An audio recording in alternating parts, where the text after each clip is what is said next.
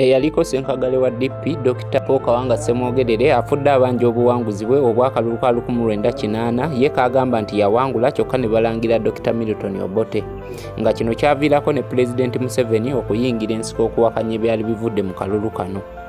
Kyokka oluvannyuma lwa President Museveni okuwunzika gavumenti ya Milton Obote okossaako eya Tito Okello Lutwa, Ssemwogerere teyaweebwa buwanguzi bwe okuggyako okumuwa obwa minisita avunaanyizibwa ku nsonga z'omunda mu ggwanga bwe yamalako emyaka 2 n'atwalibwa mu minisitule evunaanyizibwa ku nsonga z'ebweru w'eggwanga.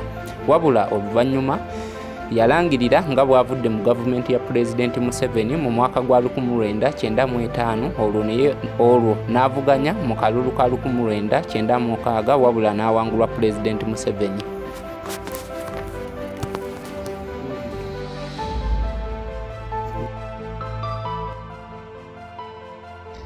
Ssemwogerere yazaalibwa ng'ennaku z'omwezi 11 omwezi ogwokubiri omwaka 1932 era nga yasomera ku St. Henry's College Kitovu ng'eno gye yamalira siniya ey'omukaaga.